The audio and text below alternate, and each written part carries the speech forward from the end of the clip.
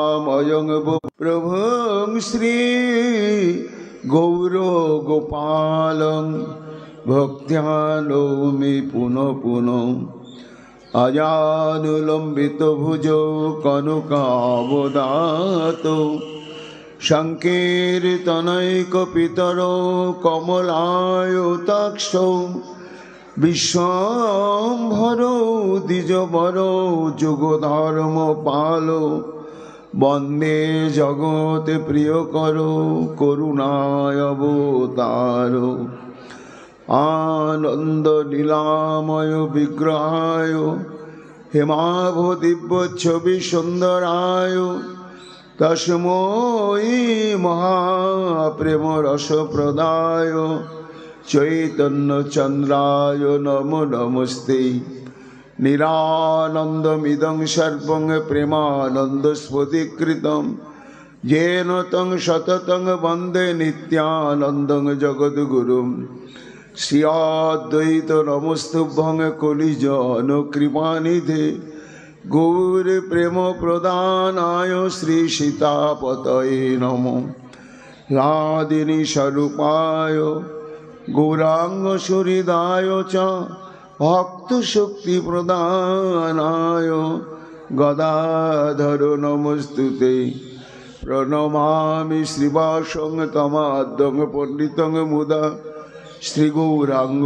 कृपापात्रं कीर्तनानंद मानसं गौर प्रेम प्रदावैव सर्वत्र समदर्शिने नारायण सुताय च श्रीमन्नरोहरये नमो वरापिडविरामं मृगमदतिलकं कुण्डलाक्रान्तगण्डं कञ्जाक्षं कुम्भुकण्ठं स्मितशुभगमुखं साधुर्यन्यस्तवेणुं श्यामं शान्तं त्रिभङ्गं रविकर वसनभूषितं वैजयन्त्या वन्दे वृन्दावनस्थ युवतिशतवृतं ब्रह्म गोपाल वेशम नमो नलिन नेत्राय वेणुवाद्य विनोदिने राधाधर सुधापानं शालिने वनमालिने हे कृष्ण करुणा सिंधु दीनबन्धु जगते पते गोपेश गोपिका कांत राधा कांत नमस्तुते मुखं करोति वाचालं पंगुं लंघयते गिरिं यत्कृपातमहं वन्दे परमानन्दमाधवं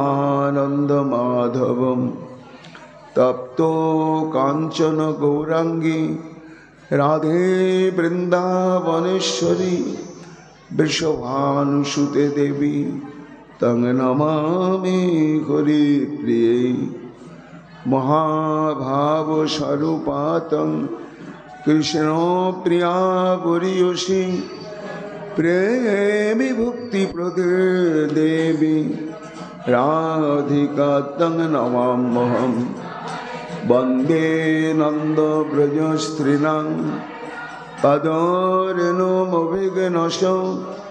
यशांग हरि कथोद्गीतं पुनाति भुवनत्रयम् अचतुर्वदनो ब्रह्मा दिवाहुरपरो हरि अभालोचनो शम्भुर् भगवानो वदरायणि यं प्रभजन्तमनुपेतमपेतकृतं दैपायन विरह कातरयाजुहाव पुत्रेति तन्मयातयतरवयोभिनेदुस्तं सर्वभूतहृदय मुनिमानतोऽस्मि तमादिदेवं करुणनिधानं तमालवर्णं सुहितावतारम् अपारो संसार समुद्र सेतुं भजामहे श्रीभागवत स्वरूपं वंशाकल्पतरुभ्यश्च कृपा सिन्धुभ्येव च पतितानां पावनेभ्यो वैष्णवेभ्यो नमो नमो। জয় রূপ সনাতন ভট্ট রঘুনাথ, শ্রীজীব গোপাল ভট্ট দাসে রঘুনাথ। ভক্তি ভরে বন্দি ছয় গোসাইয়ের চরণ, যাহা হইতে বিঘ্ন নাশে অভীষ্ট পূরণ। জয় গৌর ভক্তবৃন্দ, গৌর যাদের প্রাণ, সবে মিলে দেহ মোরে, নিতাই গৌর ভক্তি দান। নিতাই গৌর হরি বল, নিতাই গৌর হরি বল, নিতাই গৌর হরি বল। জয় জয় নিতাই গৌর হরি হরি বল। মনেন্দ্র বৃন্দ বন্দিতে ত্রিলোক শোক হারিণী, প্রসন্ন বক্র পঙ্কজে নিকুঞ্জ বিপুলাসিনী।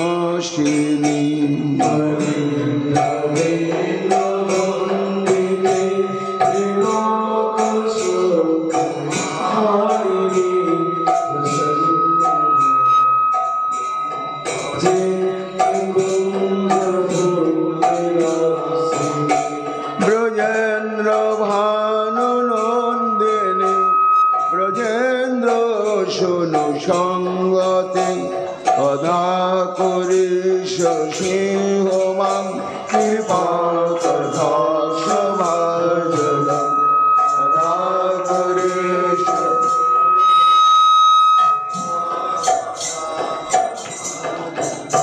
অশোক বৃক্ষ বল্লরী, বিতান মণ্ডপস্থিতে, প্রবাল বাল পল্লব প্রভারুণাগ্রে কোমলে।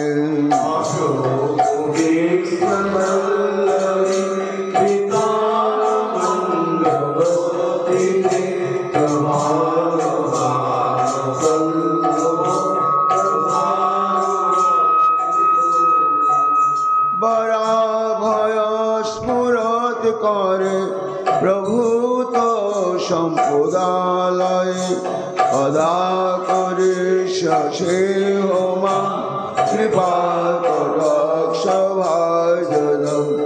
অদা করে সিংহ মাং কৃপা কটাক্ষ। অনঙ্গ রঙ্গ মঙ্গল প্রসঙ্গ ভ্রঙ্গুর ভ্রুবং, বিভ্রমং সভ্রমং দৃগন্তবান পাতনৈ।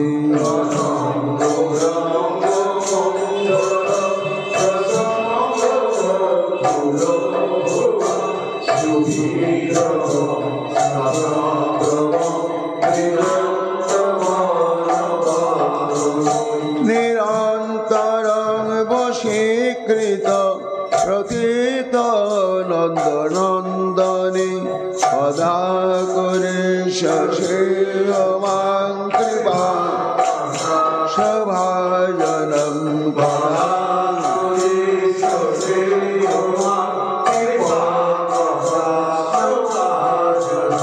তরিত সুবর্ণ চম্পক প্রদীপিত গৌর বিগ্রহে, মুখ প্রভা পরাস্ত কোটি শারদেন্দু মণ্ডলে।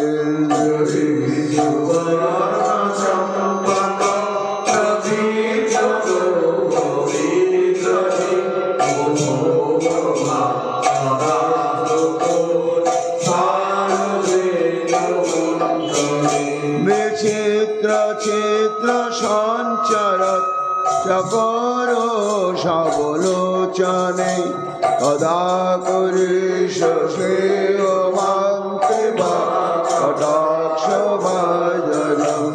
কদা করি সিংহ মাং কৃপা কটাক্ষ।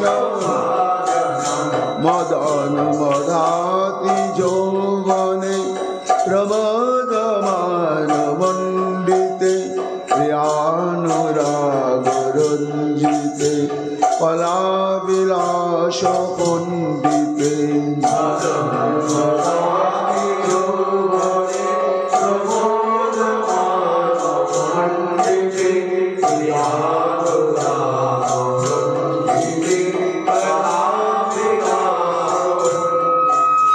অনন্য ধন কুঞ্জ রাজ কাম কেলি কবিদে সদা করি সেমান কৃপা কটাক্ষ ভাজনম সদা করি সেমান কৃপা ভাজন অশেষ হাব ভাব ধীর হীর হর ভূষিতে প্রভূত সাত কুম্ভ কুম্ভ কুম্ভি কুম্ভ সুস্তনি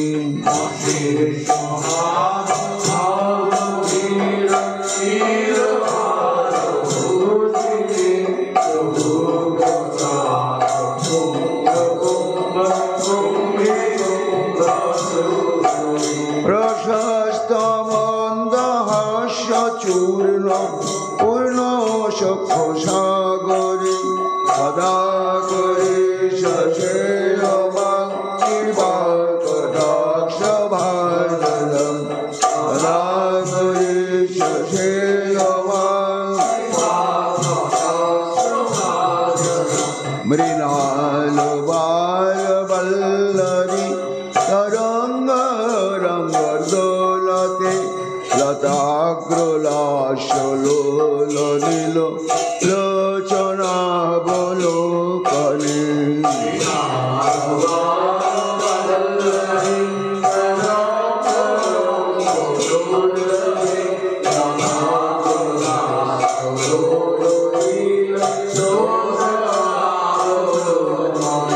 লালন লুলন মিলন মনজ্ঞ মুগ্ধ মোহনাশ্রয় সদা করি সেমান কৃপা কটাক্ষ ভাজন সদা করি সেমান কৃপা সুবর্ণ মালি কাঞ্চিতে রেখ কম্বু কণ্ঠকে শূদ্র মণ্ডলী গুণ ত্রিরত্ন দীপ্তি দিদিতি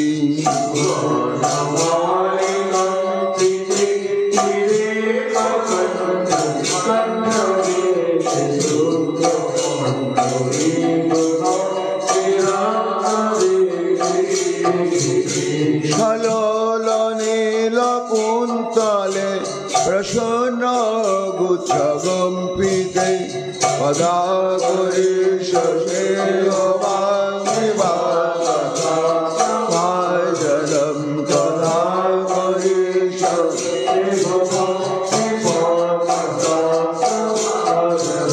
নিতম্ব বিম্বলম্ব মান পুষ্প মেখলা গুণে প্রশস্ত রত্ন কিঙ্কিণী কলাপ মধ্য মঞ্জুলে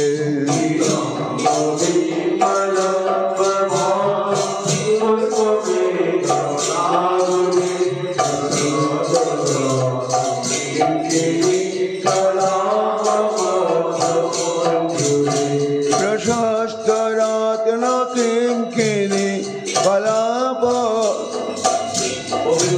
করিন্দ্র দন্দিকাব সৌভাগ্য সুদুঃখে গদা করি সেমান কৃপা কটাক্ষ ভাজন সদা করি সেমান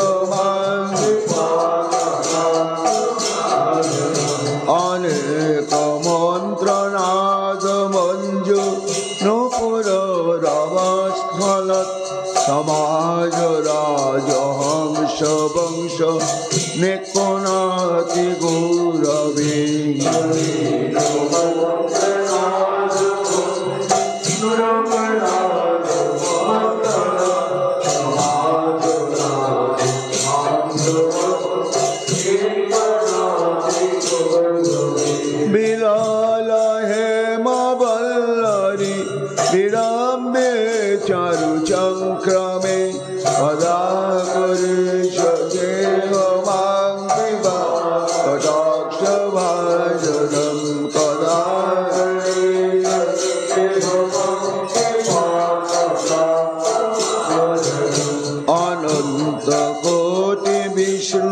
লোক নম্র পদ্মজাচ্ছিতে হিমাদ্রিজা পুলো বোঝা বিরিঞ্চি যা বর প্রদেশ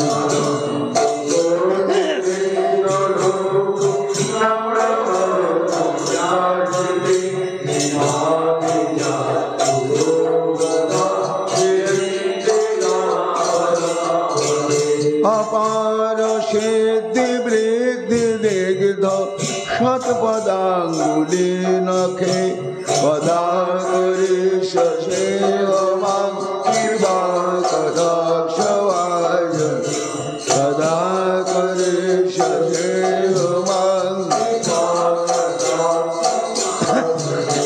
महेश्वरी क्रियेश्वरी सुरेश्वरी सदेश्वरी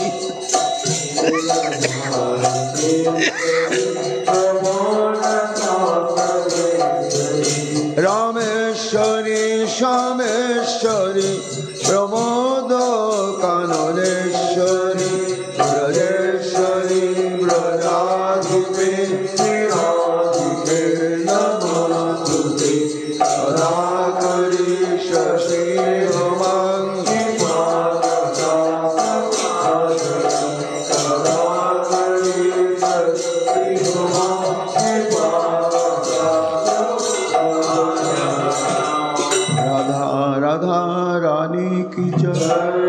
अपार करुणामयी राधा रानी की प्रेम भक्ति प्रदायिनी राधा रानी की जय जय श्री राधे श्याम।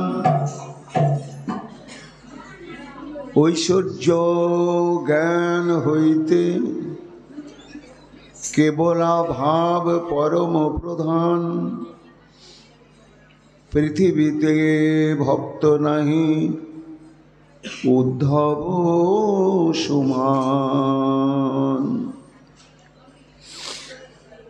कलिजुग पावन अवतार प्रेम पुरुषोत्तम भगवान श्रीकृष्ण चैतन्य महाप्रभु अतीब अंतरंग प्रिय परिकर परम पूज्यपाद श्रीमद कृष्णदास कविराज गोस्वामी तार श्री चैतन्य चरितामृत ग्रंथेते अंतलीलार सप्तम परिच्छेदे बल्लभ भट्टर संगे श्रीमन महाप्रभुर जे कथोपकथन मिलन सेई प्रसंगे कविराज गोस्वामी पाद वर्णना करছেন। তা আমরা প্রথম থেকে শ্রবণ কীর্তন করে আসছি। বল্লভ ভট্ট এসেছেন শ্রীমন মহাপ্রভুর সঙ্গে অন্তরঙ্গ ইষ্টগোষ্ঠী করবার জন্য নয়, তার নিজস্ব কিছু মত আছে, সে মতকে স্থাপন করবার জন্য মহাপ্রভুর মতকে খণ্ডন করবার জন্যই এসেছে। কিন্তু সেটি বাক্যের দ্বারা প্রকাশ না করলেও সর্বান্তর্যামী ভগবান শ্রী চৈতন্য মহাপ্রভু সেটি সম্যকরূপে উপলব্ধি করতে পেরেছেন। তাই অদ্ভুত কৌশলকে অবলম্বন করে মহাপ্রভুর নিজের দৈন্যতা প্রকাশ করে কৌশলে বল্লভ ভট্টের আত্মাভিমানকে নাশ করলেন। সেই লীলায় বর্ণনা করছেন কবিরাজ গোস্বামী পাদ। মহাপ্রভু বলছেন, বল্লভ ভট্ট, তুমি আমাকে যে সাক্ষাৎ কৃষ্ণ জ্ঞান করছো, ব্রহ্মাণ্ডকে নামে প্রেমে আমি নিমজ্জিত করেছি, এটি তোমার অতি স্তুতি বা ভ্রান্ত ধারণা। কেননা আমি মায়াবাদী ভক্তিশূন্য একজন দীন কাঙাল সন্ন্যাসী মাত্র। তবে আমার মধ্যে যদি কিছু ভক্তির প্রকাশ দেখা যায়, তার কৃতিত্ব হচ্ছেন যাদের সঙ্গ আমি প্রাপ্ত হয়েছি সেই সৎসঙ্গের মহিমার দ্বারায়।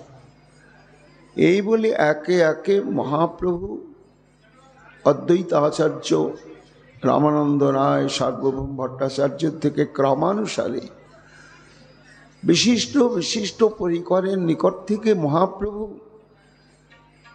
যে কি ভক্তি সংক্রান্ত জ্ঞান লাভ করেছেন সেটি বর্ণনা করতে করতে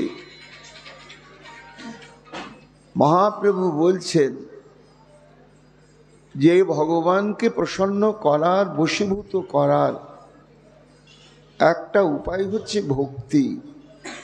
আর সেই ভক্তি হচ্ছে দুই প্রকার, একটি বৈধি ভক্তি আর একটি হচ্ছে রাগ ভক্তি। এই রাগ ভক্তিকেই কেবলা ভক্তি বলা হয়।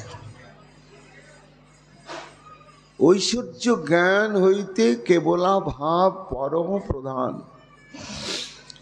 মহাপ্রভু বলছেন যে ভট্টজি, এই বৈধি ভক্তির চাইতেই উৎকৃষ্ট শ্রেষ্ঠ ভক্তি হচ্ছে রাগ ভক্তি বা কেবলা ভক্তি। এই ভক্তির দ্বারাই ভগবান একেবারে চিরকালের জন্য বশীভূত হয়ে যান। যদি প্রশ্ন করা হয় যে কেবলা ভক্তি যে সর্বশ্রেষ্ঠ, এটার প্রমাণ কি? না, তার প্রমাণ সম্বন্ধেই বলছেন মহাপ্রভু বল্লভ ভট্টকে যে পৃথিবীতে ভক্ত নাহি উদ্ধব সমান। উদ্ধবের মতন তত্ত্বজ্ঞানী ভক্ত আর পৃথিবীতে দ্বিতীয় কেউ নেই, এটি সর্বজনবিদিত এবং তত্ত্ব তো তাই। কেন না, ভাগবতে উল্লেখ রয়েছেন যে শ্রী গোবিন্দ নিজেই উদ্ধবকে বলছেন যে উদ্ধব, তুমি আমার কত প্রিয় জানো? আমার কাছে আমার নিজের আত্মা যত প্রিয় নয়, অগ্রজ শ্রী বলরাম সংকর্ষণ তত্ত্ব যত প্রিয় নয়, পুত্রবৎ আমার থেকে প্রকাশিত ব্রহ্মা আমার কাছে যত প্রিয় নয়, এবং আত্মস্বরূপ শ্রীমন মহাদেব আমার কাছে যত প্রিয় নয়, সর্বোপরি বক্ষবিলাসিনী লক্ষ্মী দেবী যতটা আমার কাছে প্রিয় নয়, তত তুমি আমার কাছে অধিক প্রিয়।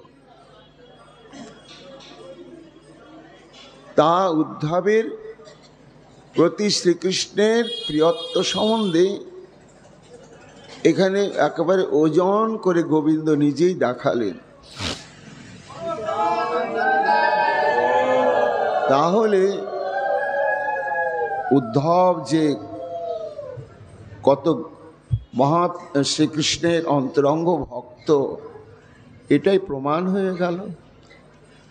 সেই জন্য বল্লভ ভট্টকে বলছেন মহাপ্রভু যে এই রাগ ভক্তি বা কেবলা ভক্তি যে শ্রেষ্ঠ, এবং এই ভক্তিকে যারা ব্যবহারিক জীবনে অনুশীলন করে শ্রীকৃষ্ণকে ভজন করছেন এবং শ্রীকৃষ্ণকে বশীভূত করতে সমর্থন হয়েছেন, তারা কারা? না, তারাই হচ্ছে ব্রজের গোপিকা বৃন্দ। তা ভট্টজি জ্ঞানেতে ব্যবহারে শাস্ত্র জ্ঞানের সর্বদিক থেকে শ্রেষ্ঠ হচ্ছে উদ্ধব। কিন্তু এহেন উদ্ধব পর্যন্ত দেহ যার পদধূলি করেন প্রার্থন, স্বরূপের সঙ্গে পাইল এসব শিক্ষণ। স্বরূপ দামোদরের কাছ থেকে রাগ ভক্তির শ্রেষ্ঠত্ব, মহিমা, এটি আমি প্রাপ্ত হয়েছি, এবং তার দৃষ্টান্তই হচ্ছে উদ্ধব। উদ্ধবকে ভগবান পাঠালেন বৃন্দাবনে। কেন না? পিতা মাতা এবং গোপীগণের বিরহ ব্যাধি প্রশমন করার জন্য। তুমি যাও, এই বিরহ ব্যাধিকে আমার কথা বলে তুমি প্রশমন করবে।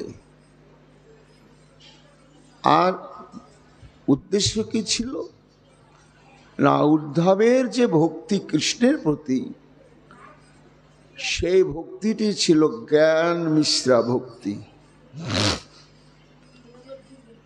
জ্ঞান মিশ্রা ভক্তি চাইতে শ্রেষ্ঠ হচ্ছে কেবলা ভক্তি বা রাগ ভক্তি। তাই ভগবান শ্রীকৃষ্ণ চিন্তা করলেন কেন উদ্ধবকে পাঠালেন। অনেক কারণ আছে, তার মধ্যে একটি কারণ হচ্ছে যে উদ্ধবকে দিয়ে আমি সমগ্র বিশ্বে গোপী প্রেমের মহিমা প্রচার করব, এই একটি কারণ। আর একটি কারণ যে গোপী প্রেমের সঙ্গে, ব্রজ প্রেমের সঙ্গে উদ্ধবের পরিচয় ঘটাতে হবে। কেন না? উদ্ধবের মধ্যে প্রচ্ছন্ন একটা ভাবনা আছে যে আমার মতন আর জগতে কৃষ্ণকে কেউ ভালোবাসতে পারে না। কিন্তু যে ভক্তির অভিমানে উদ্ধব এই দাবিটা করছে, সেই ভক্তির চাইতে যে উৎকৃষ্ট ভক্তি রয়েছে, এটা সাক্ষাৎ ওকে অনুভব করাতে হবে। এই জন্যই পাঠালেন। আর তৃতীয় কারণ হচ্ছে যে গোবিন্দ জানে যে আমি আর বৃন্দাবনে যাব না, গোপীগণের সঙ্গে রাধারানীর সঙ্গে আমার আর মিলন হবে না। কিন্তু সরাসরি প্রত্যক্ষ মিলন না হলেও আমার অন্তরের মিলনটি তো চাই। তাই আমি মথুরায়, দ্বারকায়, হস্তিনাপুরে, যেখানে যত দূরেই থাকি, আমার অন্তরে ফল্গু ধারার মতন রাধা বিরহ প্রবাহিত থাকবেই থাকবে। এবং এই রাধা বিরহে যখন আমি ধৈর্য হারিয়ে ফেলব, এ বিরহের জোয়ারের অভিঘাতে যখন আমি ভারসাম্য হারিয়ে ফেলব, তখন কার কণ্ঠ জড়িয়ে ধরে একটু হারাদে হারাদে বলে কেঁদে কেঁদে আমার এই বিরহের গতিবেগটাকে আমি প্রশমন করব না? সেটাই গোবিন্দ চিন্তা করলেন যে এখন আমার প্রকট লীলা অবধি একমাত্র ছায়ার মতো উদ্ধবই আমার সঙ্গে থাকবে, আর কেউ থাকবে না। এই জন্য উদ্ধবকে যদি আমি গোপী প্রেমের ভাবে ভাবিত করতে পারি, তাহলে উদ্ধবকে বুকে নিয়ে আমি হা রাধে বলে কেঁদে আমার অন্তরের বিরহের গতিবেগকে আমি প্রশমন করতে পারব। এই জন্য একটি প্রাণের দোসর বা অন্তরঙ্গ জন এই জন্যই উদ্ধবকে পাঠালেন। আর মহাপ্রভু বলছেন, বল্লভ ভট্ট তুমি তো জানো উদ্ধব কত বড় জ্ঞানী, কিন্তু সেখানে উদ্ধব পর্যন্ত কি করছেন না? দেহ যার পদধূলি করেন প্রার্থন। কাদের পদধূলি প্রার্থন করছেন উদ্ধব? না ওই গোপিকা বৃন্দের। কেন না? গোপিকাগণের অন্তঃকরণেই রয়েছেন বিশুদ্ধ রাগ ভক্তি, ঐশ্বর্য জ্ঞানের গন্ধ শূন্য বিশুদ্ধ রাগ ভক্তি। তার প্রমাণ কি না? যখন উদ্ধব গোপীগণের দর্শন এবং সঙ্গ প্রাপ্ত হলেন। তারপরে নিজে গান গাইছেন গোপীগণের মহিমা কীর্তন করে। আসামহ চরণ রেণু জুষাম অহংসাম বৃন্দাবনে কিমপি গুল্মলতৌষধীনাম ইয়া দুস্তজং স্বজনমার্য পতঞ্চ হেত্বা ভেজুর্মুকুন্দ পদবীম শ্রুতিভির্বিমৃগ্যাম।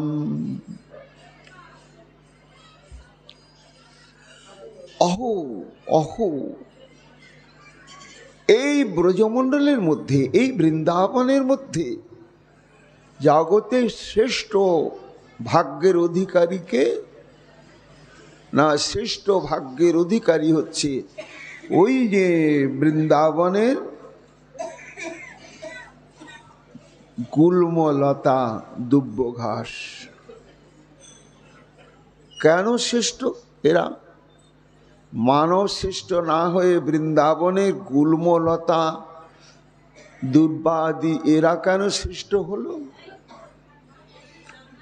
না? আসাম চরণে রেণু জুষাম,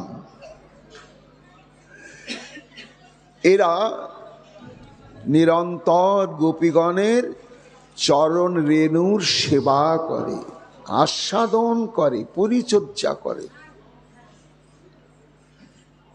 কিভাবে? ওই গুল্মলতা দুব্য ঘাস গোপিকাগণের চরণের নয়, চরণের রেণুর সেবা করে না। যখন বংশী বটে সংকেত মুরলী বেজে ওঠে, তখন এই সমস্ত গোপিকা বৃন্দ সর্বধর্মান শ্লোকের মূর্তিমন্ত প্রতিমা, এই গোপিকাগণ তখন দুর্বার অনুরাগের পথ ধরে তারা হা কৃষ্ণ বলতে বলতে সর্বধর্ম উল্লঙ্ঘন করে ছুটে ছুটে চলে গোবিন্দের দিকে। তাদের কোনো দেহস্মৃতি জ্ঞান থাকে না। তো যখন উদ্ভ্রান্তভাবে ছুটে চলে, তখন তাদের চরণ ধুলি উড়ে উড়ে ওই সমস্ত পথের পার্শ্বস্থিত গুল্ম লতা এবং দুর্বা ঘাসের উপরে পড়ে। তখনই তাদের ভাগ্যের দুয়ার খুলে যায়। তারা গোপীগণের পদরেণুকে এইভাবেই সেবা করে তারা কৃতার্থ হয়। হায় হায়, আমি যদি উদ্ধব না হয়ে এই বৃন্দাবনের একটা দুর্বা ঘাস হতে পারতাম, তাহলে আমার জীবনকে আমি ধন্যাতিধন্য মনে করতাম। তা উদ্ধবকে প্রশ্ন করা হচ্ছে, উদ্ধবজি, গোপীগণের মধ্যে আপনি কি দেখলেন যে তাদের পদরেণু প্রাপ্ত বা সেবাকারী ওই গুল্ম লতা হওয়ার জন্য আপনি প্রার্থনা করছেন? বলে, ওই যে স্বজনমার্য পথঞ্চ হিত্বা ভেজু মুকুন্দ পদবীম, তারা দেহধর্ম, গেহধর্ম, কুলধর্ম, ধৈর্য, লজ্জা, কুলশীল, ইহকাল পরকাল, এমনকি পাতিব্রত ধর্ম পর্যন্ত একেবারে বিসর্জন দিয়ে তারা কাকে ভজনা করেছেন? মুকুন্দম, যিনি যাকে স্মরণ করলে, যার নাম উচ্চারণ করলে, যার নাম শ্রবণ করলে মুক্তি প্রাপ্ত হওয়া যায় মায়ার সুদৃঢ় বন্ধন থেকে এবং সর্বেন্দ্রিয় আহ্লাদিত হয়, সেই মুকুন্দ তত্ত্বকে সচ্চিদানন্দ বিগ্রহ আমার শ্রী গোবিন্দ। তা ওরা তো জড় জগতের প্রেমিক প্রেমিকার মতো ভালোবেসে, সে ভালোবাসার টানেই তো গোবিন্দের কাছে যেতে পারেন, তাতে কি? বলে, না না না, তা নয়। এই গোবিন্দ তত্ত্বটি কেমন? শ্রুতিভির্বিজ্ঞাম, নিখিল শ্রুতির অধিষ্ঠাত্রী দেবী এবং দেবতাগণ এবং শ্রুতির প্রবর্তক ঋষিগণ যুগ যুগ ধরে যার চরণ পাবার জন্য আরাধনা করে চলেছেন, সেই গোবিন্দের বংশীধ্বনি শ্রবণ করে রাগ ভক্তির আকর্ষণে তারা ছুটে চলেন। তাদের পদরেণু ওই দুব্য ঘাসের উপরে পড়ে কৃতকৃতার্থ হয়। বলছেন মহাপ্রভু, ভট্টজি, তাহলে এই যে কেবলা ভক্তি বা রাগ ভক্তির কেমন বৈশিষ্ট্য, যে বুদ্ধে যিনি বৃহস্পতি, সম্বিতের সার, উদ্ধব তিনি পর্যন্ত গোপীগণের চরণ রেণু সেবী এই বৃন্দাবনের একটা গুল্মলতা হয়ে জন্মাতে বাসনা করছেন। বিধি যদি করি তরে গুল্মলতা বৃন্দাবনে, দিবানিশি সাজিতাম আমি ব্রজগোপীর পদরেণু বিভূষণে। কেন? তারই প্রার্থনা। না, প্রার্থনার মূলই হচ্ছে রাগ ভক্তি। তা এই রাগ ভক্তির মহিমা, তার তত্ত্ব আগম নিগম আমি জানলাম স্বরূপ দামোদর গোস্বামীর কাছ থেকে। আমার কিছু কৃতিত্ব নয়। তারপরে ভট্টজি, আপনি যে আমার মধ্যে নামের প্রভাব দেখেছেন, এই নামের যে মহিমা, কি নাম করলে কি হয় এবং নাম করতে গেলে কি ধরনের যোগ্যতা অর্জন করতে হয়, আমি জানতাম না, বিশ্বাসও করতাম না। কিন্তু সঙ্গ প্রভাবে আজ আমি সেই বিশ্বাসের ভূমিতে প্রতিষ্ঠিত হয়েছি। যদি ভট্টজি বলো কার সঙ্গ? হরিদাস ঠাকুর মহাভাগবত প্রধান, দিন প্রতি লয়তিহ 3 লক্ষ নাম। এই হরিনামের মহিমা আর নাম সাধনের যে প্রতিজ্ঞা, কেমন প্রতিজ্ঞাবদ্ধ হয়ে হরিনাম সাধন করলে পঞ্চম পুরুষার্থ প্রেম ভক্তি লাভ করা যাবে, এটি আমি প্রাপ্ত হয়েছি নামাচার্য হরিদাস ঠাকুরের কাছে। নাম কি জিনিস জানতাম না, এবং নামকে সাধন করতে গেলে কেমন যোগ্যতা অর্জন করতে হয় তাও জানতাম না। তা তিনি 3 লক্ষ হরিনাম করতেন। 3 লক্ষ মানে সংখ্যায় 3 লক্ষ, এ একটা কারণ। আবার 3-এর দিকে লক্ষ্য স্থির করে তিনি নাম করতেন। 3-এর দিকে লক্ষ্য, 3টা লক্ষ্য কি না, আমাদের ভজনটা হচ্ছে ত্রিবিধা, কায়িক, বাচিক এবং মানসিক, এই ত্রিবিধা। তাই হরিদাস ঠাকুর কায়িক উদ্ধারের জন্য তিনি 1 লক্ষ হরিনাম করতেন, বাচিক উদ্ধারের জন্য তিনি 1 লক্ষ হরিনাম করতেন, আর মানসিক উদ্ধারের জন্য তিনি 1 লক্ষ হরিনাম করতেন। অর্থাৎ হরিদাস ঠাকুর এটাই জানালেন যে নাম করতে গেলে 3টাকে লক্ষ্য রাখতে হবে। হরে কৃষ্ণ বলছি আর মন সংসারে চিন্তা করেই চলেছে, তাহলে তো হবে না। কিংবা শরীর অন্য কোনো কর্মে ব্যস্ত থাকছে, তাহলে তো হবে না। শরীর মন বাক্য নিয়ে আমাদের ভজন। কাজে যতক্ষণ শরীরকে নামময় না করা যাবে, বাক্যকে নামময় না করা যাবে, এবং মনকে নামময় করা না যাবে ততক্ষণ পর্যন্ত প্রেমভক্তি লাভ হবে না, এবং অন্তিম কালে গোবিন্দ চরণও প্রদান করবেন না। তাই দিন প্রতি লয় তেহ 3 লক্ষ নাম, নামের মহিমা আমি তার ঠাঁই শিখিল, তাহার প্রসাদে নামের মহিমা জানিল। কি ধন্য মহাপ্রভু, যেন তিনি কিছুই জানতেন না, কিছুই বুঝতেন না, এই সমস্ত ভক্তগণের সঙ্গ প্রভাবে তার এই তত্ত্বজ্ঞান এসেছে। তাই নামের মহিমা আমি তার ঠাঁই শিখিল, তাহার প্রসাদে নামের মহিমা জানিল। শুধু হরিদাস মুখ্য নয়, ভট্টজি তার সঙ্গে আমাকে অনেক ভক্ত কৃপা করে ভজন সাধন সংক্রান্ত আদর্শ দেখিয়েছেন। কত বলবো তাদের নাম, 2-4 জনের নাম বলি।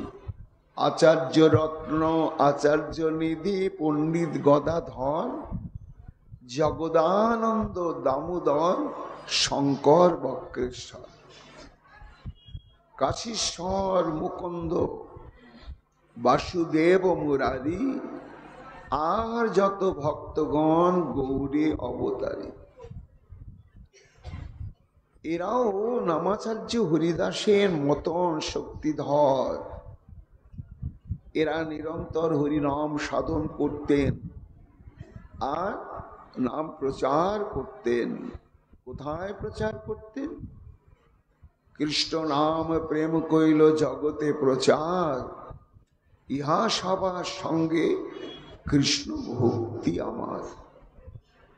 মহাপ্রভু বলছে যে ছিটে ফোটা যদি কিছু ভক্তি এ অযোগ্য ব্যক্তির ভেতরে দেখা যায়, তাহলে প্রথম হরিদাস ঠাকুরের প্রভাব, তারপরে এই যাদের যাদের নাম বলা হলো তাদের প্রভাব। ভট্টের হৃদয়ে দেহ অভিমান জানি, ভক্তি করি মহাপ্রভু কহে এতবারই। কবিরাজ গোস্বামী পাদের এটা বক্তব্য। কবিরাজ গোস্বামী পাদ বলছেন, ভক্তগণ কি বলছেন মহাপ্রভু ধন্য সহকারে। সাক্ষাৎ তিনি সর্বশক্তিমান ঈশ্বর তত্ত্ব হয়ে, তার কত ধন্য। কেন ধন্যতা প্রকাশ করছেন? না, এর কারণটাই হচ্ছে যে বল্লভ ভট্টের অভিমানকে প্রশমন করা। কেন? তিনি দেখলেন তর্ক বিতর্কের দ্বারা এর অভিমান প্রশমন করা যাবে না, কাজে এই দৈন্যের দ্বারাই এর প্রশমন করতে হবে। ভট্টের হৃদয়ে গুরু অভিমান জানি, ভক্তি করি মহাপ্রভু কহে এতবার। আমি সে বৈষ্ণব সিদ্ধান্ত সব জানি, আমি সে ভাগবত অর্থ উত্তম বাখানি। ভট্টের মনেতে ছিল এই দীর্ঘ গর্ব, প্রভুর বচন শুনে হইল সে খর্ব। কবিরাজ গোস্বামী পাদ বলছেন, ভক্তগণ কিসের অভিমান ছিল বল্লভ ভট্টের অন্তঃকরণে? না, আমার মতো বিজ্ঞ জ্ঞানী তত্ত্বজ্ঞ এই বর্তমান ভারতবর্ষে আর কেউ নাই, এবং ভাগবতকে যদি কেউ বুঝে থাকে তাহলে একমাত্র আমি সে ভাগবত অর্থ উত্তম বাখা। এই একটা তার অভিমান ছিল, আর এই অভিমান নিয়ে তিনি দিগ্বিজয়ে বেরিয়েছিলেন দক্ষিণ ভারতে। তারপরে শ্রীক্ষেত্রে সে মহাপ্রভুর কাছে উপস্থিত হয়েছেন। প্রভুর মুখে বৈষ্ণবতা শুনিয়া সবার ভট্টের ইচ্ছা হইল তা সবারে দেখিবার। কবিরাজ গোস্বামী পাদ বলছেন যে মহাপ্রভু এই যে হরিদাস ঠাকুর, আচার্য নিধি, আচার্য রত্ন ইত্যাদি ইত্যাদি যত যত পরিকর বৃন্দের নাম বললেন, তো এগুলো কি এমনি এমনি বললেন? এদের মহিমা যদি আমি চাক্ষুষ সচক্ষে দেখতে পেতাম, তাহলে বুঝতাম যে না, এদের দ্বারাই মহাপ্রভু প্রভাবান্বিত হয়েছেন। একটা কৌতূহল জাগলো, যেসব ভক্তকে সত্যি সত্যি আছে তারা, এবং তাদের সেই ভক্তিটা আছে, সচক্ষে তো দেখা দরকার। তাই ভট্টের ইচ্ছা হইল তা সবারে দেখিবার। ভট্ট কহে, এইসব বৈষ্ণব রহেন কোন স্থানে? প্রভু কহে, ইহাই সবার পাইবে দর্শন। তখন ভট্টজি মহাপ্রভুকে বলছেন,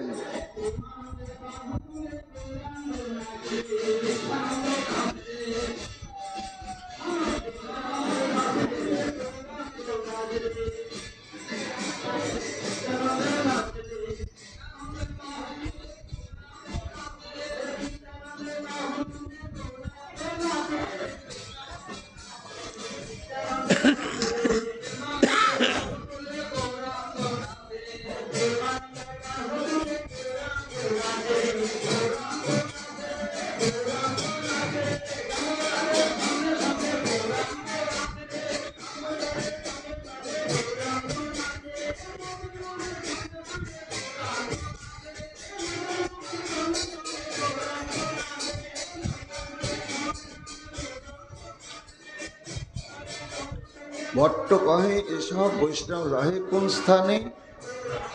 প্রভু কহে, ইহাই সবার পাইবে দর্শন। কৌতূহল হয়ে গেল যে যাদের যাদের নাম করলেন মহাপ্রভু, আহা, যদি দর্শন পেতাম তাহলে একটু বিচার করতাম যে প্রভু তাদের যে মহিমা কীর্তন করলেন, সত্যি সত্যি তাদের মধ্যে সেই মহিমা আছে কিনা, এই একটা কৌতূহল জাগলো। তখন মহাপ্রভুকে বলছেন, আচ্ছা, এই সমস্ত বৈষ্ণবের দর্শন পাওয়া যাবে কি? মহাপ্রভু মৃদু হেসে বললেন, ভট্টজি, অবশ্যই পাওয়া যাবে, এবং তাদের দর্শন পাওয়ার জন্য কোথাও যেতে হবে না, এইখানে দর্শন পাওয়া যাবে। তবে ভট্ট কহে, বহু বিনয় বচন, বহু দন্য করি প্রভুর কইল নিমন্ত্রণ। বল্লভ ভট্টের ইচ্ছা হলো যে মহাপ্রভুকে একটু নিমন্ত্রণ করে মহাপ্রসাদ আস্বাদন করানোর জন্য। সেই সুযোগটা অপেক্ষা করছিলেন। আর দিন সব বৈষ্ণব প্রভু স্থানে আইলা, সবাসনে মহাপ্রভু ভট্টে মিলাইলা। এইবার মহাপ্রভুকে প্রসাদ পাওয়াবেন বল্লভ ভট্টের মনের ইচ্ছা, কিন্তু সুযোগের অপেক্ষায় থাকলেন। আর এর মধ্যে দৈবক্রমে মহাপ্রভু যেসব বৈষ্ণবগণের ভক্তগণের নাম বললেন, তারা সবাই গম্ভীরায় মহাপ্রভু দর্শনের জন্য উপস্থিত হয়েছেন। যখন উপস্থিত হয়েছেন তখন সবাইকে বললেন, তোমরা দাঁড়াও দাঁড়াও। এই বল্লভ ভট্টকে ডেকে পাঠালেন। পাঠিয়ে তখন একে একে এই যে অদ্বৈত আচার্য, এই যে আচার্য রত্ন, এই আচার্য নিধি, এই হরিদাস ইত্যাদি ইত্যাদি সবার সঙ্গে পরিচয় করিয়ে দিয়ে, আর সবাইকে বললেন, ইনি বল্লভ ভট্টাচার্য, বিদগ্ধজন, শাস্ত্রজ্ঞজন। সবাসনে মহাপ্রভু ভট্টে মিলাইলা। বৈষ্ণবের তেজ দেখি ভট্টের চমৎকার। ওই সমস্ত পরিকর বৃন্দ, তাদের তো শরীর থেকে একটা ভজনের ছটা বেরোচ্ছে। কেন না, প্রেমের ঘনীভূত মূরতি তারা। মানুষের মতোই তাদের অঙ্গ প্রত্যঙ্গ এবং শরীরের উপাদান, কিন্তু সব চিন্ময় হয়ে গিয়েছে মহাপ্রভুর কৃপা আশীর্বাদে এবং মহাপ্রভুর সঙ্গ গুণে। কাজেই বৈষ্ণবের তেজ দেখি ভট্টের চমৎকার, তা সবার আগে ভট্ট খদ্যত আকার। দেখে কি মনে হচ্ছে দপদপ করে শরীর থেকে যেন জ্যোতি বেরোচ্ছে, মহাপ্রভু পরিকর বৃন্দের অঙ্গ থেকে যেন জ্যোতি বেরোচ্ছে। আর এত এত সমস্ত জ্যোতির্ময় ভক্তগণের মধ্যে বল্লভ ভট্ট নিজেকে মনে করছে যেন শত শত সূর্য উদয় হলে তার মধ্যে একটা জোনাকি পোকার যে দশা হয়। খদ্যত মানে জোনাকি পোকা, তা নিজে তো মরমে মরেই গেলেন। খদ্যত আকার। তখন ইচ্ছা হলো, ভালোই হলো, একে প্রভুকে শুধু প্রসাদ পাতাম, এত এত পরিকর বৃন্দনী সবাইকে প্রসাদ পাব। তবে ভট্ট বহু মহাপ্রসাদে আনাইল, গণ সহ মহাপ্রভুকে ভোজন করাইল। বল্লভ ভট্টের একটা ধার ভার ছিল এবং শ্রীক্ষেত্রে তার পরিচিতি ছিল। সঙ্গে সঙ্গে একেবারে আনন্দবাজার থেকে মহাপ্রসাদ আনানো হলো। স্বয়ং মহাপ্রভু, তার গুরুবর্গ এবং যত যত পরিকর বর্গ সবাইকে ভোজনের আয়োজন করা হলো। গণ সহ মহাপ্রভুকে ভোজন করাইল। কারা কারা বসলেন? পরমানন্দপুরী সঙ্গে সন্ন্যাসীরগণ, একদিকে বৈশে সবে করিতে ভজন। সব গুরুবর্গ বসেছেন একদিকে, পরমানন্দপুরী, ব্রহ্মানন্দপুরী, কৃষ্ণানন্দপুরী ইত্যাদি ইত্যাদি আর যারা ছিলেন গুরুবর্গ, তারা মহাপ্রভুর সঙ্গ করবার জন্যই তীর্থে তীর্থে পর্যটনের সংকল্প পরিত্যাগ করে তারা শ্রীক্ষেত্রেই অবস্থান করছিলেন মহাপ্রভুর সঙ্গ পাওয়ার জন্য। আর একদিকে বসলেন, আর একদিকে অদ্বৈত নিত্যানন্দ দুই পার্শ্বে দুইজন, মধ্যে প্রভু বসিলা, আগে পাছে ভক্তগণ। ডান দিকে বসলেন গুরুবর্গ, আর মহাপ্রভুর দুই পাশে বসলেন অদ্বৈতাচার্য এবং শ্রবণ নিত্যানন্দ। মাঝখানে মহাপ্রভু বসলেন। গৌড়ের ভক্তগণ যত গণিতে না পারি, অঙ্গনে বসিলা সব হইয়া সারি সারি। গৌড় থেকে রথযাত্রা উপলক্ষে শত শত ভক্তগণ সেখানে সমাগত হয়েছিলেন। এই নিমন্ত্রণে তারাও অংশগ্রহণ করলেন। একেবারে চারিদিকে সারি সারি ভাবে বসলেন। প্রভুর ভক্তগণ দেখি ভট্টের চমৎকার, প্রত্যেকে সবার পদে কইল নমস্কার। কবিরাজ গোস্বামী পাদ বলছেন যে বল্লভ ভট্ট মহাপ্রভুর এই সমস্ত পরিকরগণ তেজ দর্শন করে অভিভূত হয়ে গেলেন।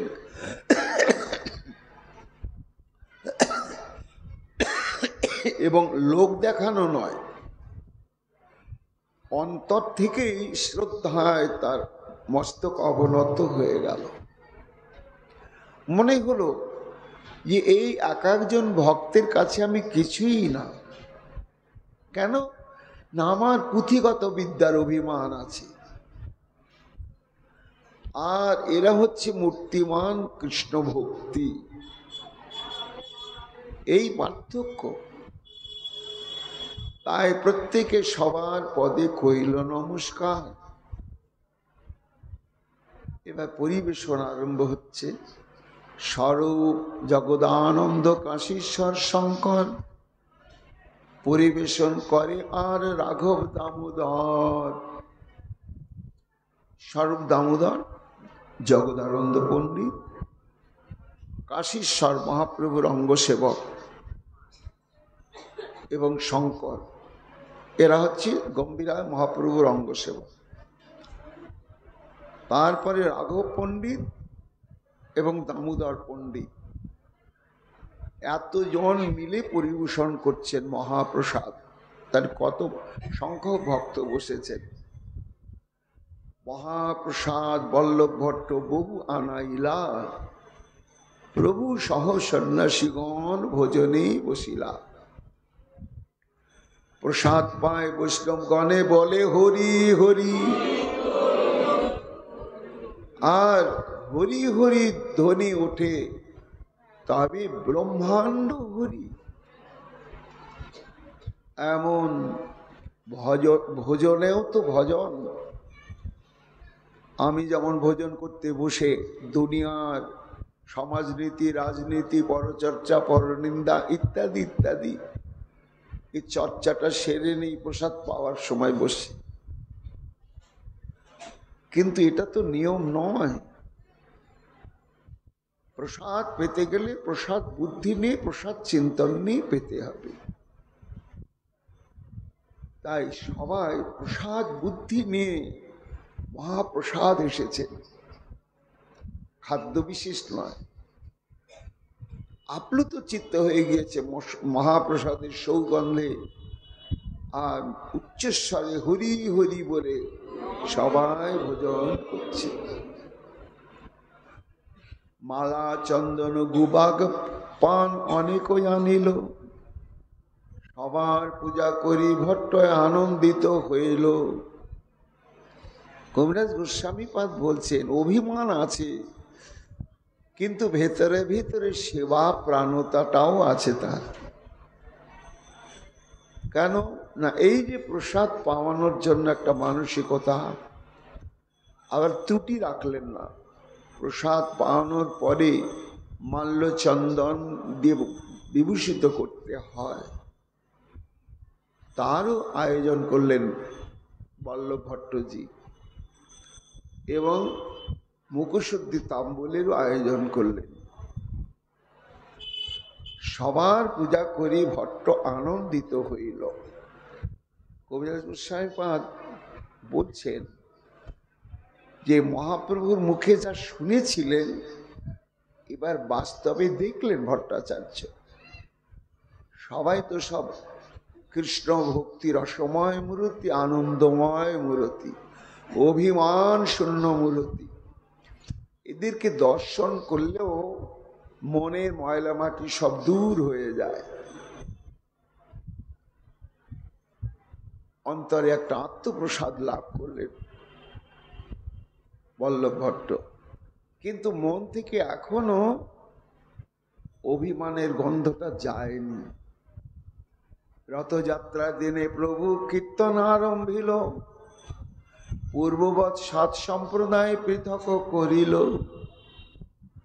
অদ্বৈত নিত্যানন্দ হরিদাস বক্রেশ্বর, শ্রীনিবাস রাঘব পণ্ডিত গদাধর, সাতজন সাতটায় করেন কীর্তন, হরি বল বলি প্রভু করেন ভ্রমণ। এই মহাপ্রসাদ ভোজনের মহিমা সচক্ষে দর্শন করলে এইবার মহাপ্রভুর ইচ্ছা যে রথযাত্রায় যে চরম উত্তম কীর্তনানন্দ প্রকাশিত হয়, সেই রসটাও একটু ভট্টাচার্য আস্বাদন করুক। ওই জন্য দীর্ঘদিনের জন্য ভট্টাচার্য রয়েছে। সেই ক্ষেত্রে রথযাত্রা শুরু হয়ে গেল। এবার রাধাগ্রে মহাপ্রভু 7টা সম্প্রদায় ভাগ করে দিলেন আলাদা আলাদা, এবং এক একটা সম্প্রদায়ের মৃদঙ্গ বাদক, করতাল বাদক এবং মূল গায়ক আর দোহারি করবে, আর একজন নর্তক, সে শুধু নাচবেই। এইভাবে 7টা সম্প্রদায় ভাগ করে দেওয়া হলো।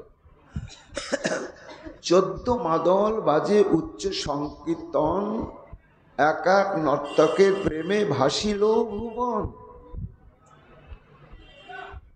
প্রেম যেন সহস্র ধারায় প্রবাহিত হতে শুরু করলে। তা কি করে প্রেমে ভুবন পরিব্যাপ্ত হয়ে গেল, তার প্রমাণ কি? প্রমাণটা পাওয়া গেল কি করে?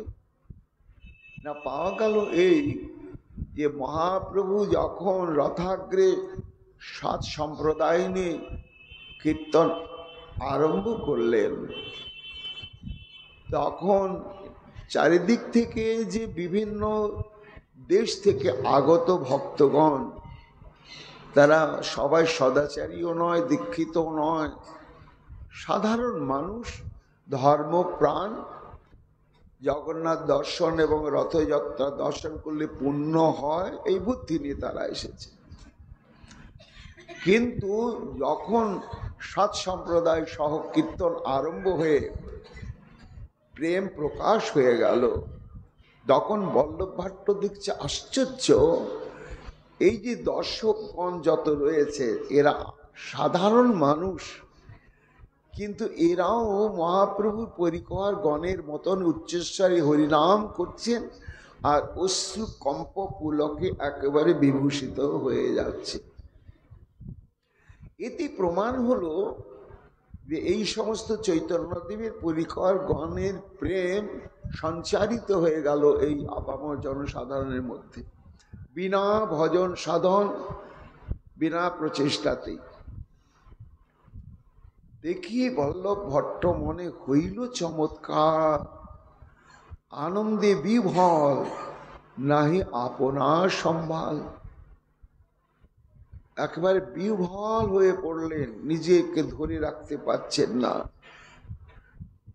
তবে মহাপ্রভু সবার নিত্য রাখিলাম, পূর্ববৎ আপনে নিত্য করিতে লাগিলাম।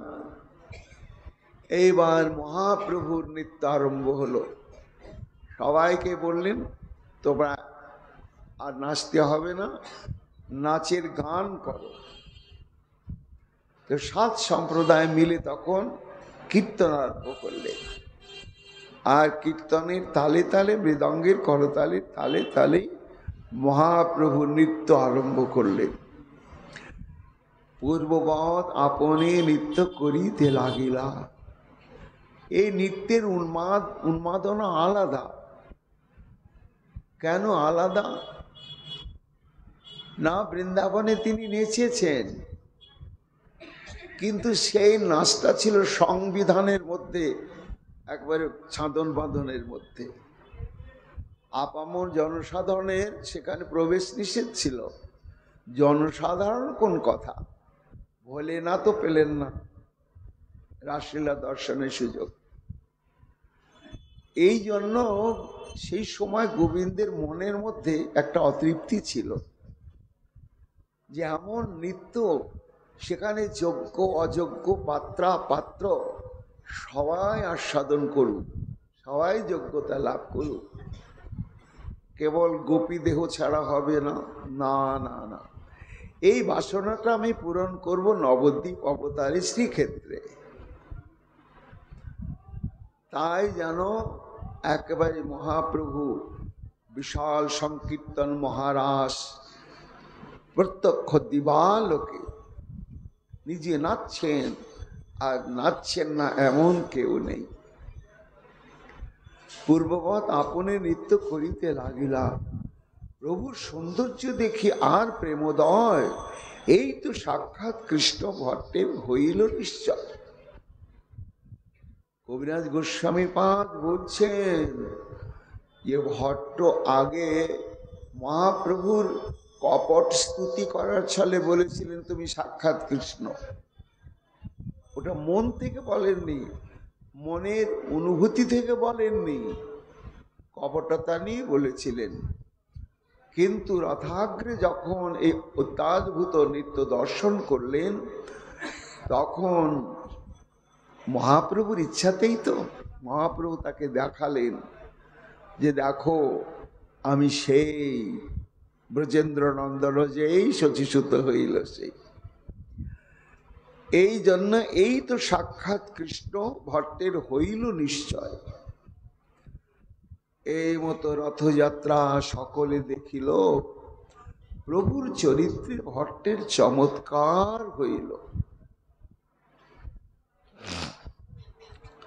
যাত্রা অনন্তরে ভট্ট যাই প্রভুর স্থানে, প্রভুর চরণে কিছু কইল নিবেদনে।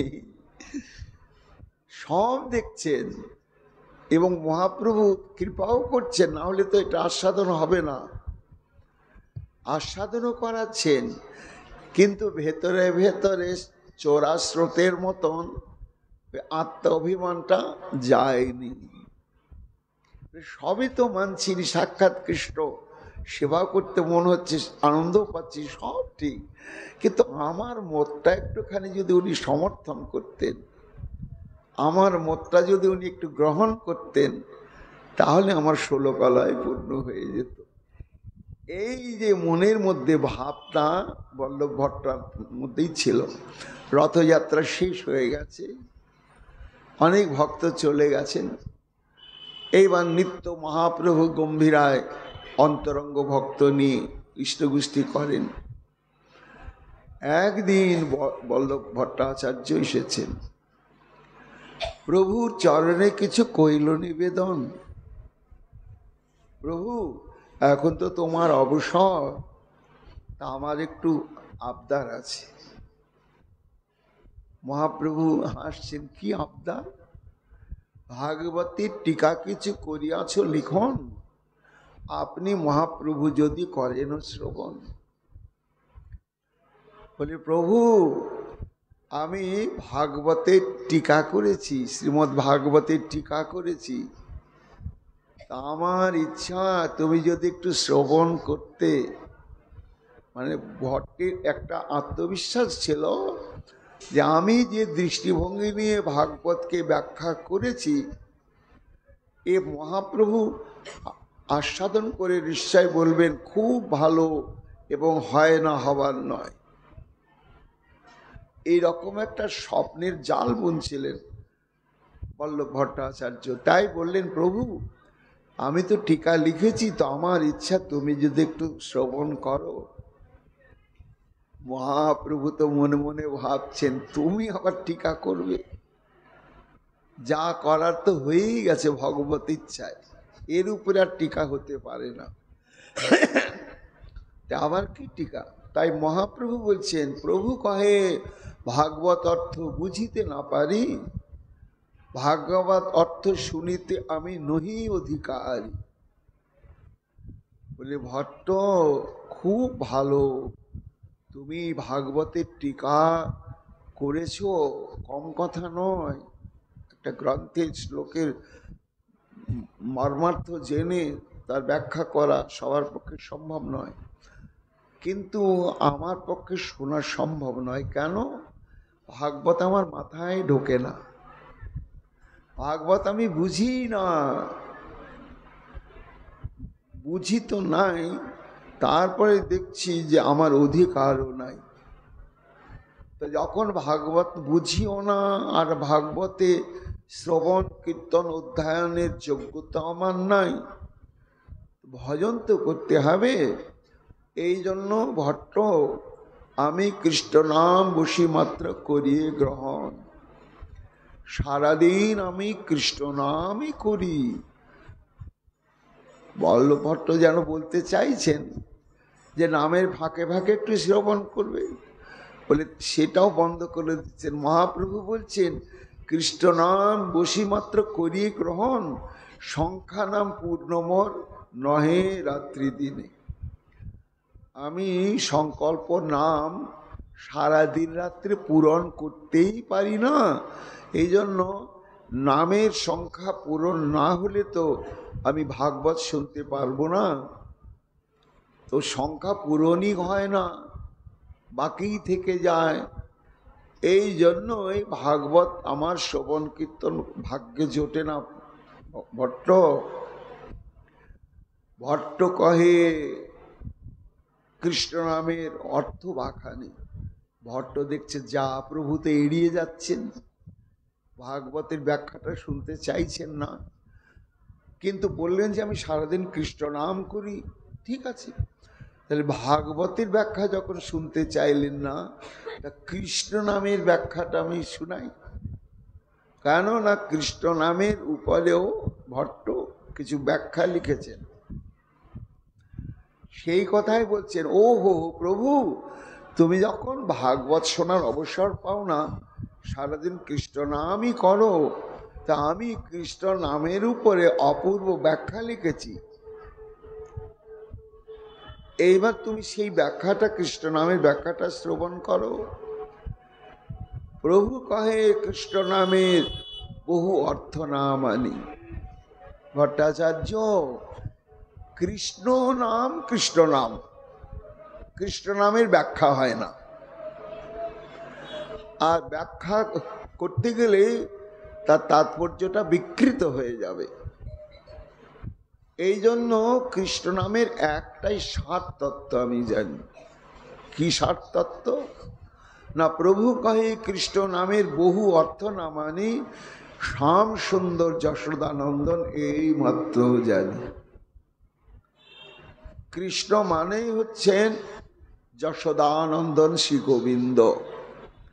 এটা কি মানি? এর উপরে আর আমি কৃষ্ণ নামের ব্যাখ্যা শুনতেও চাই না, আর ব্যাখ্যা হতে পারে এটা আমি বিশ্বাসও করতে চাই না। তমাল শ্যামল তিসি শ্রী যশোদাস তনন্দয় কৃষ্ণ নাম্ন রূঢ়ি রীতি সর্বশাস্ত্র বেরিলয়। অর্থাৎ শ্যামসুন্দর মদনমোহনই হচ্ছেন কৃষ্ণ। এই অর্থ মাত্র আমি জানিয়ে নির্ধার, আর সব অর্থে মোর নাহি অধিকার। কাজে ভট্ট, তুমি তো নামের ব্যাখ্যা করতে গিয়ে অন্যদিকেও নিয়ে যাবে, কিন্তু আমি ওগুলো মেনে নিতে পারবো না। একমাত্র কৃষ্ণ নাম শব্দেই হচ্ছেন যশোদানন্দন শ্রীকৃষ্ণ।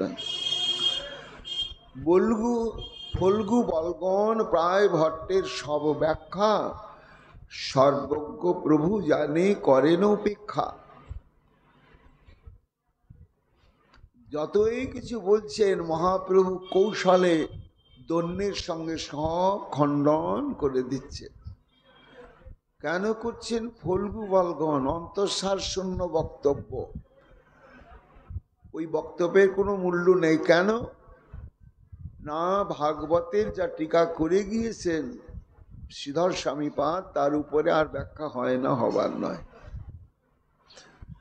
এই জন্য ভট্টাচার্য দেখছি, ইস, কোনো দিকে একটু মহাপ্রভুকে আমার শোনাতেই পাচ্ছি না। হায় হায় রে, বিমনা হইয়া ভট্ট গেলা নিজ ঘর, আর প্রভু বিষয় ভক্তি কিছু করিল অন্তর।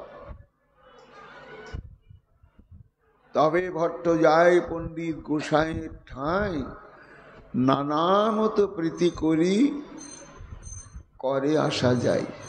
মহাপ্রভু দেখলে, পল্লব ভট্ট দেখলেন যে না, এই মহাপ্রভুকে আমি বাগে আনতেই পাচ্ছি না। ইস, আমার টিকা হরিনামের ব্যাখ্যা বুঝতে পাচ্ছেন না। উনি যদি একবার শোনেন তাহলে আর তা ত্যাগ করবেন না, কিন্তু শোনাতে তো পাচ্ছি না। তাহলে এক কাজ করি, এমন কাউকে শোনাবো যে পরম্পরাক্রমে মহাপ্রভুর কানে যাবেই যাবে। তাহলে কাকে শোনানো যেতে পারে? বল্লভ ভট্ট অনেক চিন্তা করে দেখলেন যে গদাধর পণ্ডিত। কেন? গদাধর পণ্ডিত হচ্ছেন মহাপ্রভুর অন্তরঙ্গ, আর প্রত্যেক দিন গদাধর পণ্ডিতের মুখে মহাপ্রভু ভাগবত শ্রবণ করেন। তাহলে গদাধর পণ্ডিতকে যদি আমার দলে কোনো রকমে বুঝিয়ে সুঝিয়ে শুনিয়ে আমার মতে যদি আনতে পারি, তাহলে গদাধর পণ্ডিতকে দিয়েই আমি মহাপ্রভুকে আমার দলে আনতে পারবো। এটা বল্লভ ভট্ট চিন্তা করলেন। করে এইবার যাতায়াত আরম্ভ করলেন গদাধর পণ্ডিতের কাছে। গদাধর পণ্ডিত তো টোটা গোপীনাথে থাকে। তবে ভট্ট যায় পণ্ডিত গোসাই ঠাঁই, নানা মতপ্রীতি করে আসা যায়। এটা সেটা দেন, যাতায়াত করেন। এরকম যখন যাতায়াত করতে লাগলেন, প্রভুর অপেক্ষায় সব নীলাচলের জন। ভট্টের ব্যাখ্যানও কিছু না করে শ্রবণ। আর এদিকে হলো কি না, যেহেতু মহাপ্রভু অনুমোদন করছেন না কোনো সিদ্ধান্ত বল্লভ ভট্টের, এই জন্য মহাপ্রভুর অনুগত যত উড়িয়া এবং গৌড়িয়া ভক্তগণ রয়েছেন তারাও কেউ বল্লভ ভট্টের দিকে তাকায় না, আর শুনবার জন্য আগ্রহ প্রকাশও করেন না। কেন করবে? তারা বুঝতে পেরেছেন যে মহাপ্রভুর এটা অভিপ্রেত নয়, এই জন্য তারাও সবাই উপেক্ষা করছেন। এইবার লজ্জিত হইল ভট্ট, হইল অপমান, দুঃখিত হইয়া গেলা পণ্ডিতের স্থান। কবিরাজ গোস্বামী পাদ বলছেন, ভক্তগণ মহাপ্রভুর পরিকরগণকে, দু চারজনকে নিজের মতটাকে বুঝাবার জন্য অনেক চেষ্টা করলে বল্লভ ভট্ট, কিন্তু সুযোগ হলোই না, কেউ পাত্তাই দিলে না। যখন কেউ পাত্তা দিলে না, তো গদাধর পণ্ডিত বল্লভ ভট্টাচার্যকে একটু সম্মান করতেন, শ্রদ্ধা করতেন। এইখানে বল্লভ ভট্ট ভাবলেন, তাহলে আমি গদাধরকে শোনাবো, আর একবার যদি গদাধর শোনে মহাপ্রভুকে গিয়ে বলবেন, তখন প্রভু আমার মতটাকে গ্রহণ করবেনই করবেন। দন্য করি কহে লইল তোমার শরণ, তুমি কৃপা করি রাখো আমার জীবন। একদিন বল্লভ ভট্ট গদাধর পণ্ডিতকে গিয়ে বলছেন যে, পণ্ডিত আমি তোমার শরণ নিলাম, তুমি আমার একটুখানি তাকাও আমার দিকে, আমার মর্যাদাটা তুমি একটু রক্ষা করো। কেন? কেউ আমার দিকে তাকাচ্ছে না, সমর্থন করছে না, অনুমোদন করছে না, তুমি কৃপা করি রাখো আমার জীবন। এবার গদাধর পণ্ডিত বলছে, ভট্টাচার্য কি কৃষ্ণ নাম ব্যাখ্যা যদি করহ শ্রবণ, তবে মোর লজ্জাপঙ্ক হয় প্রক্ষালন। বল্লভ ভট্টাচার্য গদাধর পণ্ডিতকে বলছে, শোনো, আমি কৃষ্ণ নামের উপরে ব্যাখ্যা লিখেছি, তা আমার ইচ্ছা পণ্ডিত তুমি আমার এই কৃষ্ণ নামের ব্যাখ্যাটা একটু শ্রবণ করো, একটু শ্রবণ করো। মন্তব্য পরে করবে, তুমি অন্তত একটু শোনো, তো আমি বলতে পারবো যে না, গদাধর পণ্ডিত আমার ব্যাখ্যা শুনেছে। যদি একটু শোনো তাহলে শ্রীক্ষেত্রে আমার একটু মর্যাদা রক্ষা হয়। কেন আমাকে কেউ পাত্তাই দিচ্ছে না? সংকটে পড়িল পণ্ডিত করয় সংশয়, কি করিব এক করিতে না পারে নিশ্চয়। কবিরাজ গোস্বামী পাদ বলছেন, গদাধর পণ্ডিত বিপদে পড়ে গেলেন। কেন না, পরিস্থিতি পরিবেশটা উনি দেখেছেন, জেনেছেন, এবং এও বুঝছেন যে মহাপ্রভু যাকে এড়িয়ে চলছেন, কাজে গৌরগত প্রাণ ভক্তগণ তাকে আর পাত্তা দেবেন কেন? কেউ পাত্তা দিচ্ছে না। এখন তো সেই আমার ঘাড়ে বেটা চাপলো, আর আমিও তোকে একটু মর্যাদা দিই, সম্মান করি। এখন আমি কি করি? যদ্যপি পণ্ডিত আর না করিল অঙ্গীকার, ভট্ট যায় তবু পরে করি বলাৎকার। কবিরাজ গোস্বামী পাদ বলছেন, গদাধর পণ্ডিত বলছেন না ঠিক আছে পড়ুন, আমি একটু শুনি। কিছু বলতেও পারছেন না, সেবা কাজে ব্যস্ত থাকছেন, আর ওই ফাঁকে গিয়ে বল্লভ ভট্টাচার্য ওর যে কৃষ্ণ নামের ব্যাখ্যা টিকা করেছে ওটাই পড়ছে। বলাৎকারে পড়ে, আভিজাত্যে পণ্ডিত নারে করিতে নিষেধন, এই সংকটে রাখো কৃষ্ণ লয়ে নো শরণ। কবিরাজ গোস্বামী পাদ বলছেন যে গদাধর পণ্ডিত তো বিপদেই পড়ে গেল। হে ঠাকুর, এখন কি করি? আমি তো পড়তে বলিনি, শুনতেও চাইনি, ও জোর করে এখন পড়ছে। আর এটা তো আমার মহাপ্রভু চান না, আর মহাপ্রভুর অনুগত যত ভক্ত এসেছেন বা আছেন কেউই এটা অনুমোদন করতে পারবে না। তো এখন আমি এই আমার গৌর ভক্তগণের মর্যাদা রাখবো না বল্লভ ভট্টের মর্যাদা রাখবো? কি সংকটে পড়ে গেলাম। মহাপ্রভুকে নিয়ে চিন্তা নাই, কেন আমি যে বাধ্য হয়েছি শুনতে, এটা সর্বান্তর্যামী মহাপ্রভু বুঝবেন। কিন্তু সমস্যা হচ্ছে পরিকারগণকে নিয়ে। বলে তলে তলে গদাধর, তুমি ওই দলে ভর্তি হচ্ছ, এইরকম ওলাহান দেবে। অন্তর্যামী প্রভু অবশ্য জানিবের মন মন, তারে ভয় নাহি কিছু বিষমতার গণ। যদ্যপি বিচারে পণ্ডিতের নাহি কিছু দোষ, তথাপি প্রভুর গণ তারে করে প্রণয় রোষ। তথাপি বল্লভ ভট্ট আইসে প্রভু স্থানে, উদ্গ্রাহাদি প্রায় করে আচার্যাদি স্থানে। গদাধরকে তো শোনাচ্ছেই, আবার মহাপ্রভুর কাছে আসাও বাদ দেয় না। সুযোগ পেলে অদ্বৈতাচার্য প্রমুখে একটুখানি ভাগবতের টিকাটা একটু শুনুন, একটু শুনুন, শুনতে তো দোষ নাই। কি হরিনামের ব্যাখ্যাটা এরকম করে, শুনিতে আচার্য তাহা করেন খণ্ডন। আচার্যাদি আগে ভট্ট যবে যবে যায়, রাজহংস মধ্যে যেন রহে বক প্রায়। কবিরাজ গোস্বামী পাদ বলছেন যে বিদগ্ধ সমাজে যখন উপস্থিত হয় ভট্টাচার্য, তখন রাজহংসের মধ্যে যেমন বকের কোনো মূল্য থাকে না, ঠিক তেমনি একদিন ভট্ট পুছিল আচার্যেরে, জীব প্রকৃতি পতি করে মানই কৃষ্ণের। কবিরাজ গোস্বামী পাদ বলছেন কোন রাস্তাতেই আমি না মহাপ্রভুকে একটু আমার দিকে আনতে পারছি, না মহাপ্রভুর পারিষদগণকে। দেখেই বা চেষ্টা করে অদ্বৈতাচার্যের কাছে গিয়ে উপস্থিত হয়েছে, আর মহাপ্রভু আছেন ওখানে, কথা হচ্ছেন অদ্বৈতাচার্যের সঙ্গে।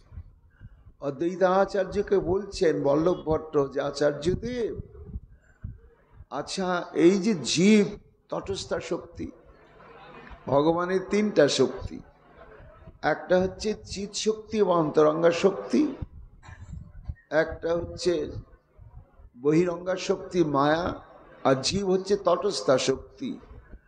তা যেহেতু শক্তি শক্তিমান নয়, সেহেতু শক্তি মানেই হচ্ছেন প্রকৃতি, মানে নারী। তাহলে জীব যদি তটস্থা শক্তি হয়, সে হচ্ছে নারী স্বরূপ, তার স্বামী হচ্ছেন কৃষ্ণ।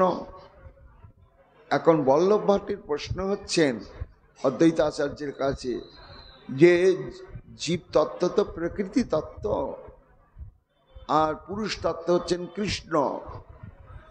তা প্রকৃতির সঙ্গে পুরুষের সম্পর্ক কেমন? না পতি আর পত্নীর মতন। এটা ঠিক কিনা? অদ্বৈতাচার্য বলছে হ্যাঁ ঠিক আছে।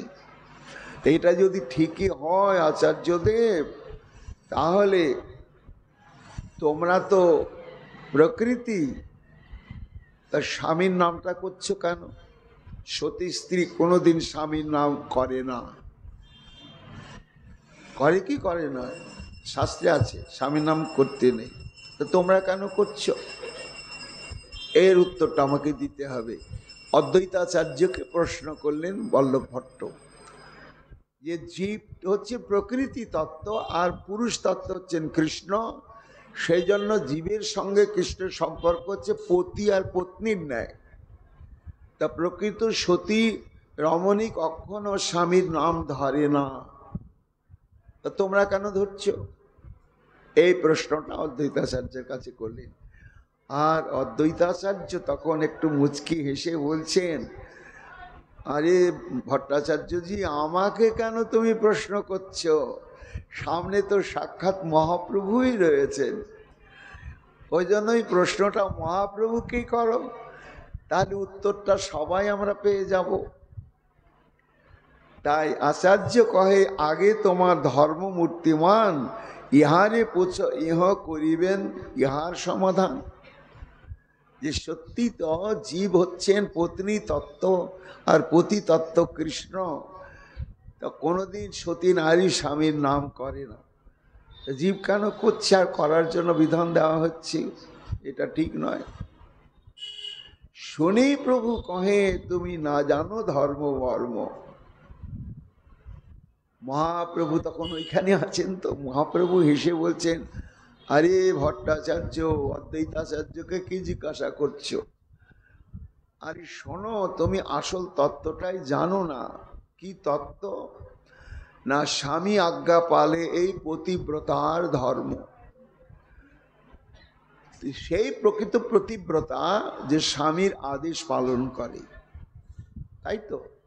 তা স্বামীর আদেশ পালন করাই যদি পতিব্রতার ধর্ম হয়, তাহলে স্বামীর আদেশ হচ্ছেন আমার নাম যত খুশি করো, তাতে আমার আনন্দ, তাতে আমার সুখ। তাই পতির আজ্ঞা নিরন্তর, তার নাম লইতে পতি আজ্ঞা পতিব্রতা না পারে খণ্ডিতে। এই তো তত্ত্ব।